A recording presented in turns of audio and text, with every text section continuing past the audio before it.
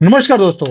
आपको मालूम है कि जब भी कोई नॉन बीजेपी की सरकार में कुछ भी काम होता है उल्टा, सीधा तो वो कर नहीं सकते। तो उल्टा होता है, उन्हें बचाने के लिए सारी जो दुनिया की कायनात है वो इकट्ठी हो जाती है। ममता बानो, हमने इसके ऊपर भी आपको फोटोज डाली थी, नहीं है तो जाकर कम्युनिटी में फोटोज जाके देख लेना जो पोस्ट करी हैं। उसमें संजीव जी ने पता नहीं कहां से ढूंढकर पुरानी फोटो निकाली है, जहां पर वो प्रूव होता है कि ये ममता बनर्जी नहीं है, ये ममता बानो है। कहीं ना कहीं वही कॉकरोचों वाली कंट्री से आई होगी और यहाँ पर आकर चीफ मिनिस्टर बन गई है, हिंदुओं के खिलाफ काम करती है। अब डीप स्टेट ऐसी औरत को तो बचाएगा ही बचाएगा। और फिल्मी स्टाइल में काम किया गया।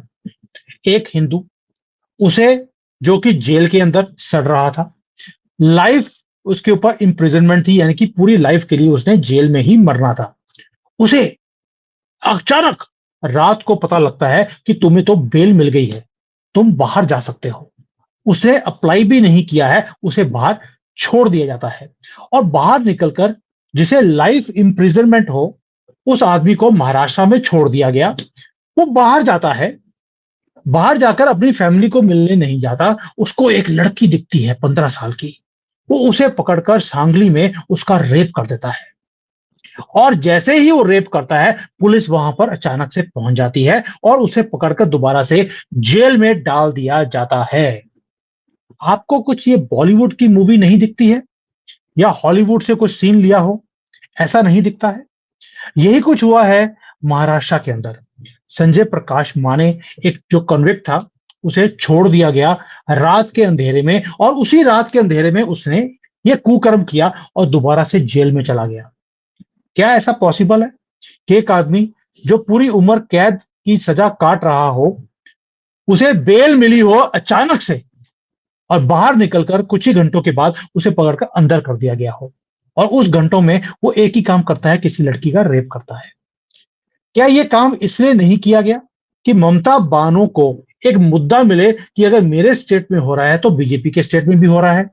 जो कार्रवाई आप यहां पर गवर्नमेंट घेरने की बात करते हैं, इमरजेंसी लगाने की बातें बोलते हैं, तो वो महाराष्ट्र में भी लगनी चाहिए।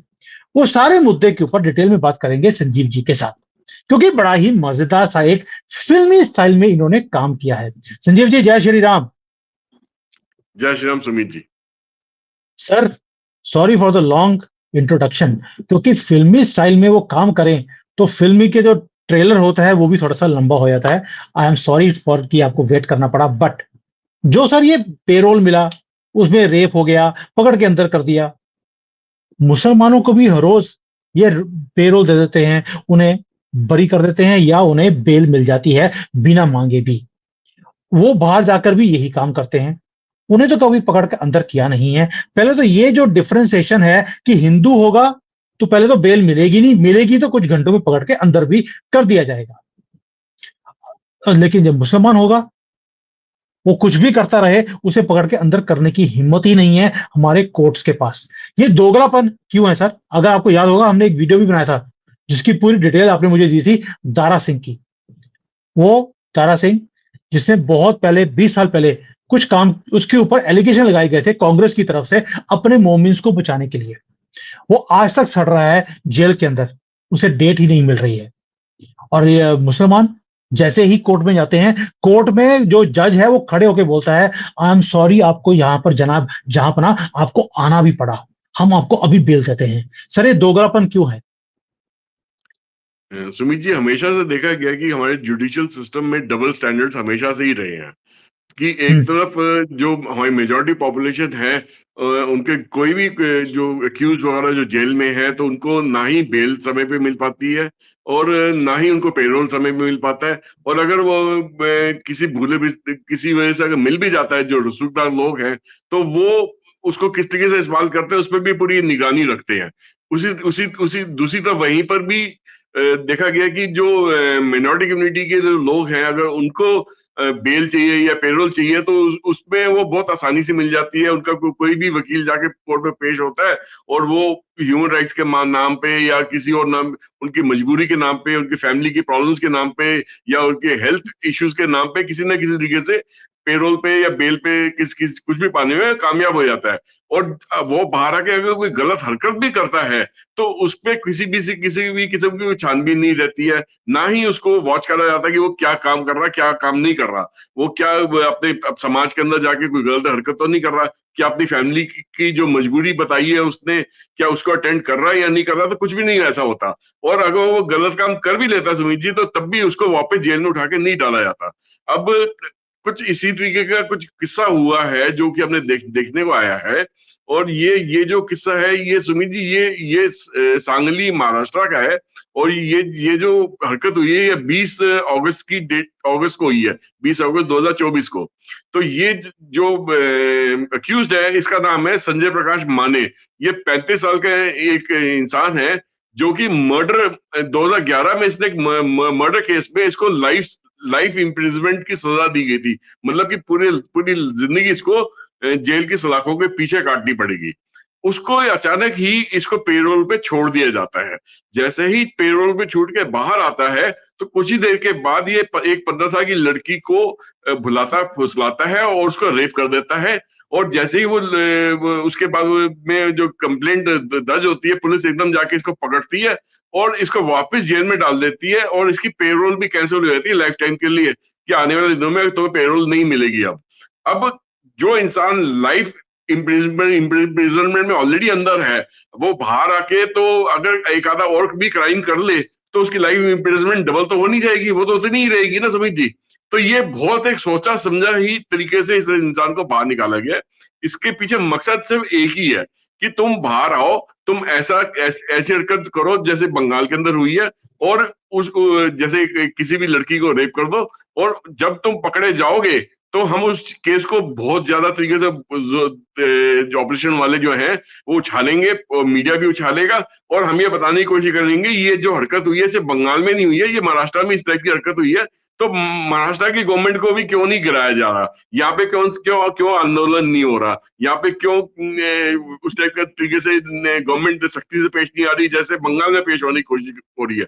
मगर एक चीज बहुत फर्क है सुमित जी, कि जैसे ही महाराष्ट्र में पुलिस ने इसको वापस अरेस्ट करके इसको इसकी पेरोल कैंसिल करवाई है, उसी तरीके से इसके पूरे परिवार पे, इसके पूरे पूरे छानबीन में उन पुलिस ऑफिसर पे भी बहुत सख्ती कर दी गई है जो, और जिसने इसका केस पेरोल पे लगवाया था इसको छुड़वाने के लिए, तो बहुत सख्त तरीके से महाराष्ट्र गवर्नमेंट इस पे सख्ती से पेश आ रही है। और वो उसने ऐसा देखा जाता है कि जो इंसान अगर पेरोल पे कोई गलत काम कर लेता है, उसको बाकी के उसकी जो सजा होती है उसमें पेरोल उसकी हमेशा के लिए कैंसिल नहीं होती है।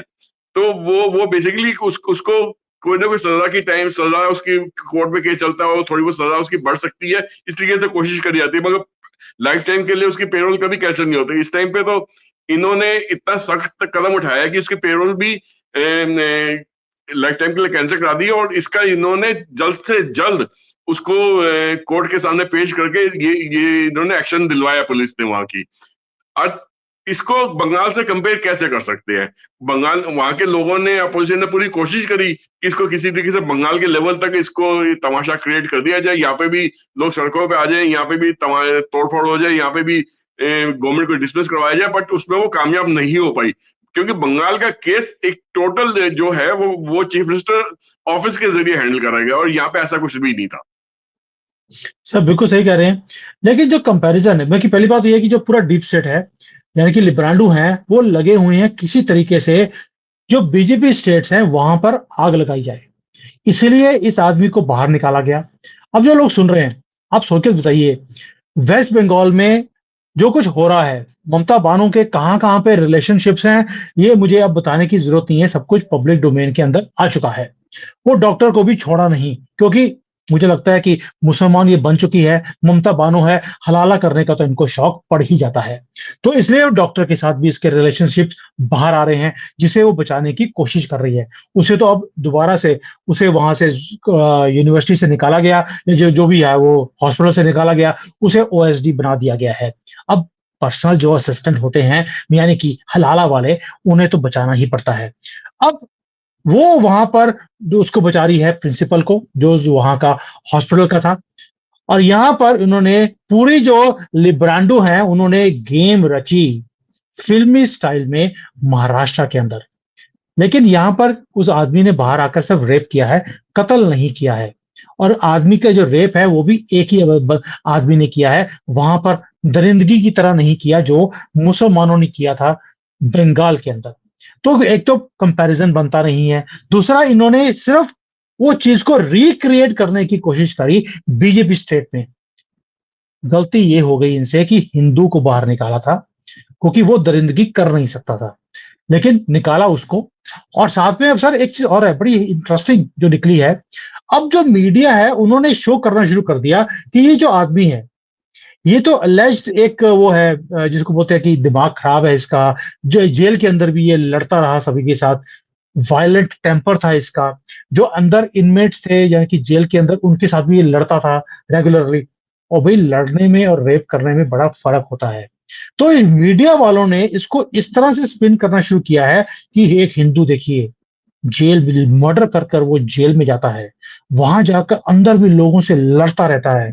आप देखिए ऐसे लगता है जैसे मूवी का एक सीन चल रहा है, जेल के अंदर एक आदमी है लड़ रहा है, उसे वहां पर मारा जा रहा है, उसे कमरे में बंद किया किया जाता है, और उसे पता लगता है कि उसने तो बेल मांगी नहीं, उसे बेल मिल गई और बाहर जाकर उसने रेप कर दिया। सर ये जो सारा सेंसेशन ये क्रिएट कर रहे हैं लिब्रांडो, जब वेस्ट बंगाल में सब कुछ हुआ तब तो इनके मुंह में दही जम गया था, सीमेंट जम गया था, मुंह खुल नहीं रहा था। और अब ये ऊंचे ऊंचे स्वर में बोल रहे हैं कि देखिए जी मोदी जी को रिजाइन करना चाहिए क्योंकि एक हिंदू ने एक लड़की का रेप कर दिया। ममता बानो के केस में कहते हैं नथिंग टू सी, सिब्बल ने बोला ये तो ममता को घेरने की कोशिश की जा रही है, ऐसा कुछ हुआ ही नहीं है। डबल सुमित जी, स्टैंडर्ड नहीं है सर। जितना भी लिबरानो गैंग है या उनका मीडिया है वो हमेशा से उस डबल स्टैंडर्ड्स मेंटेन कर रहे हैं। उनके उनके जो जितने भी स्टेट्स हैं, जितने भी ऑपोजिशन के स्टेट्स हैं, अगर वहां पे कोई भी गलत गलत हरकत होगी उस पर वो अपनी चुप्पी साध लेते हैं, आंख बंद कर लेते हैं, उस पर किसी की रिपोर्टिंग नहीं करते हैं, ना ही कुछ लिखते हैं, ना मीडिया के अंदर, ना प्रिंट मीडिया में, ना ही सोशल मीडिया पे, ना ही टेलीविजन के ऊपर। तो वो कहीं पे भी उसको कहीं पे उसको हाईलाइट करने की कोशिश नहीं करते हैं। मगर वहीं पे जहाँ पे, क्योंकि उनको उसके उस चीज के पैसे मिलते हैं कि भाई आपने ऐसी हरकत नहीं करनी यस। है। मेन मेन खेल सारा पैसे का है कि पैसा दे कौन रहा है, ये इन लिब्रांडो को जितने भी है डीप स्टेट वाले हैं, इनको पैसा दे कौन रहा है? तो जो जो जो इंसान पैसा दे रहा है तो वो तो अपने तरीके से ही काम करवाएगा ना। वो उसका मकसद क्या है कि बेसिकली जो बीजेपी रूलिंग जो गवर्नमेंट है हमारे देश में, उसको किसी तरीके से बदनाम करके हटवाया जाए। तो अगर कोई हरकत उन्हीं के जरिए पैसे देके किसी किसी ऑफिसर को करप्ट करके और उसके और ऐसे इंसान को जिसका जिसका जिसको जिसको खुद कहते हैं कि उसकी दिमागी हालत ठीक नहीं है, उसको फिर पेरोल पे कैसे छोड़ दिया गया? अगर कोई इंसान अगर जिसकी दिमागी हालत ठीक नहीं है, जिसके बारे में बोल दें कि अभी हाँ ये ऐसा था वैसा था गलत काम करता था, उसको कैसे पेरोल पे छोड़ दिया? कैसे कैसे मान लिया कि वो बाहर आके भी सही तरीके से बिहेव करेगा? और उसके वो पेरोल पे छोड़ने का उसका क्या मकसद है? पेरोल तो उसी उसी चीज के लिए दिया जाता है। अगर कोई आपके इमरजेंसी का कोई काम आपके परिवार के अंदर है, आपको अटेंड करना है उसको, तो उसके लिए पेरोल दिया जाता है। ये थोड़ी कि घूमने फिरने के लिए पेरोल तो दिया नहीं जाता, क्योंकि इंसान सजा पे है, मर्डर केस में अंदर है तो सजा पे है, तो उसको तो अपनी सजा काटनी है। तो अगर पेरोल दिया गया दैट मीन्स कहीं ना कहीं पे करप्शन इसमें इन्वॉल्व है, पैसा इन्वॉल्व है। और अब उसको जानबूझ के बाहर छोड़ा गया ये गलत हरकत करने के लिए, और उसके बाद उसको पकड़ के उसकी पेरोल हमेशा के लिए में डिसमिस करवा दी गई है। तो ये तो बड़ा सोचा समझा खेल है सुमित जी। और इसमें एक चीज और भी है, अगर अगर ये लिब्रांडो इतने ही इसके बारे में बढ़ चढ़ के बोल रहे तो एक काम और भी करवा ले ना। इसका इसके इसके जितने भी बैंक अकाउंट्स हैं उसका मनी ट्रेल चेक करवा ले कि इसको क्या है, कहीं से कोई बेनिफिट तो नहीं पहुंचा, कहीं पे इसके परिवार का पैसा तो नहीं ट्रांसफर हो गया, कहीं पे इसको कोई जमीन तो नहीं दिलवा दी गई, तो या ये इसके परिवार को कुछ ना कुछ बेनिफिट और किसी तरीके से तो नहीं पहुंचा। तो वो मनी ट्रेल को कहीं ना कहीं मिल जाएगा और समझ आ जाएगा कि कहानी का क्या है। बिल्कुल सही कह रहे हो, ये पॉइंट तो किसी के दिमाग में नहीं आया होगा कि अगर उसने ये हरकत करी है कहीं ना कहीं पैसे पूसे भी मिले होंगे, वो पैसे का मनी ट्रेल से सबको पता लग जाएगा। लेकिन लिब्रांडो को इन चीजों से फर्क नहीं पड़ता, उनको तो सिर्फ सेंसेशंस क्रिएट करनी होती है क्योंकि एक हिंदू ने एक लड़की का रेप कर दिया है। शुक्र कीजिए अभी तो लड़की मुसलमान नहीं थी, अगर वो होती तो उसके बाद तो जो इनका रोना और धोना शुरू होता वो हमें पता ही है। तो सर ये मुद्दा जो ऐसे आपने उजागर किया है, कि कैसे कॉन्स्पिरेसीज को ये क्रिएट करते हैं, कैसे उसे स्पिन करते हैं, कौन सी चीज को दबा देते हैं, ये डीप स्टेट के साथ मिलकर कैसे इस गवर्नमेंट को गिरने की पूरी कोशिश की जा रही है। ये आपने जो समझाया है उसके लिए बहुत बहुत शुक्रिया। दोस्तों, अपनी आंखें खोल के रखना, क्योंकि ये कुछ ही भी हद तक गिर सकते हैं। जम्मू कश्मीर में इलेक्शंस आने वाले हैं।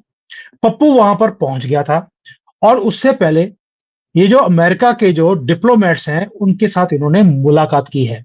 यानी कि वहां पर भी ये आग लगाने की कोशिशें पूरी चल रही हैं पप्पू की। साथ में पप्पू ने एक काम और कर दिया है, उसने आवाज लगाई है कि 2 लाख मुझे योद्धा चाहिए पूरे भारत में, जो संविधान को बचा कर रखेंगे, इस देश को बचा कर रखेंगे। यानी कि उसने आवाज दी है कि 2000 कॉकरोच यानी कि जिहादी उसे चाहिए पूरे देश में संविधान बचाने के लिए। बाकी वो लोग जो संविधान को एक्सेप्ट नहीं करते, वो उनको इकट्ठा कर रहा है पूरे भारत में, 2 लाख लोगों को, ताकि कैसे इस देश में आग लगाई जाए। क्या आपको नहीं लगता कि हिंदुओं को भी अब 2 करोड़ लोगों को इकट्ठा होना चाहिए कि जिहादियों के खिलाफ जिहाद अब हम शुरू करेंगे। वो आग लगाने की कोशिश करेंगे, हम उन्हें ही आग लगा देंगे। 2002 में भी हमने यही किया था, उन्होंने हमें आग लगाने की कोशिश करी, हमने उनको ही आग लगा दी। आज तक वो टोपी डालना भी भूल गए हैं गुजरात के अंदर। तो मुझे लगता है कि कहीं ना कहीं हमें भी वो मुहिम शुरू करनी पड़ेगी। अगर वो 2 लाख जिहादियों को इकट्ठा कर सकता है, तो हम भी 2 करोड़ लोगों को, इंसानों को इकट्ठा कर सकते हैं। आपका इसके बारे में क्या राय है, प्लीज मुझे इन्फॉर्म कर दीजिए। प्लस मुझे एक और चीज भी चाहिए, अब मैं सॉल्यूशंस खुद देता हूं, आपकी तरफ से भी मुझे सॉल्यूशंस चाहिए। सॉल्यूशन ये है कि जो मुझे आपसे चाहिए कि अगर वो 2 लाख जिहादियों को इकट्ठा करके भारत में आग लगाने की बात करता है, हमें उसके काउंटर में क्या करना चाहिए। मैंने एक सजेशन दे दिया आपको। आपका भी कोई सुझाव हो तो मुझे ईमेल कर सकते हैं, वरना आप मुझे मैसेजेस में डाल सकते हैं नीचे कमेंट्स में। मैं सबके कमेंट्स पढ़ता भी हूँ, कोशिश करता हूँ सबको रिप्लाई करने की भी। I will get an idea and I will cover it in my next video. Sanjeev ji, thank you so much for sharing all this very important information. और इन ब्रांडों को एक्सपोज करना हमारा कर्तव्य भी है, और हम करते भी रहेंगे, और लोगों को जगाते भी रहेंगे कि किस तरह से आग लगाने की देश में कोशिश कर रहे हैं। हम आग बुझाने की बात नहीं करते, हम आग लगने से पहले ऑपोजिशन के खेमे में ही आग लगाने वाले लोगों में से हम हैं, और इसीलिए देश को बचाने के लिए कुछ भी करना पड़ेगा, हम करते रहेंगे। थैंक यू सर, जय हिंद, वंदे मातरम। वंदे मातरम।